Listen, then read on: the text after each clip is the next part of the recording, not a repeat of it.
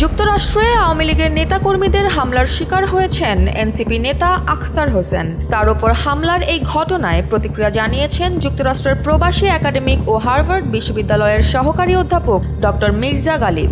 মঙ্গলবার ভোর 5:30টার দিকে দেওয়া একটি স্ট্যাটাসে তিনি এই প্রতিক্রিয়া জানান।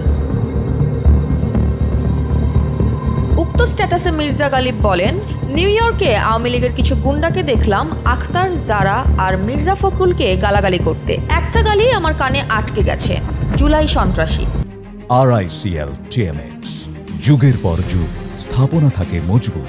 আওয়ামী লীগ মূলত জুলাইকে একটি সন্ত্রাসী ঘটনা বলেই মনে করে, আর হাসিনার অবৈধ শাসনকে মনে করে বৈধ। এর আগে গোপালগঞ্জের ঘটনাতেও আমরা দেখেছি এদের সন্ত্রাসী খাসলতের মধ্যে বিন্দুমাত্র পরিবর্তন হয়নি।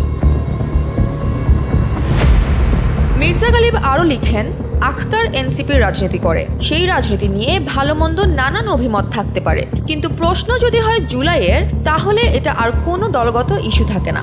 জুলাইকে প্রশ্ন করে আওয়ামী লীগ যখন আখতারকে গালি দেয়, ডিম মারে, তখন আওয়ামী লীগ আসলে সবাইকে গালি দেয়, সবাইকে ডিম মারে, আর চোখে আঙুল দিয়ে দেখিয়ে দেয় তাদের ভবিষ্যৎ রাজনীতি কি হতে পারে। স্ট্যাটাসের শেষাংশে তিনি প্রশ্ন ছুড়ে দেন, এই আওয়ামী লীগের সাথে কোনো আপোষ কি আসলেই সম্ভব? জুলাইয়ের 1 বছরের মধ্যে এই ঘটনা ঘটাচ্ছে তারা, একটু সুযোগ পেলে এরা আবার আমাদের মারবে একইভাবে, বুলেট দিয়ে, রাতের অন্ধকারে উঠিয়ে নিয়ে, আয়না ঘরে গুম করে, ধরে নিয়ে ভারতে পাচার করে। জুলাইয়ের সাথে আপোষ করে আমাদের কোনো ভবিষ্যৎ নেই উল্লেখ করে হার্ভার্ড বিশ্ববিদ্যালয়ের এই সহকারী অধ্যাপক বলেন, আমাদের ভবিষ্যৎ নিহিত আমাদের সংগ্রামে আর বিপ্লবে।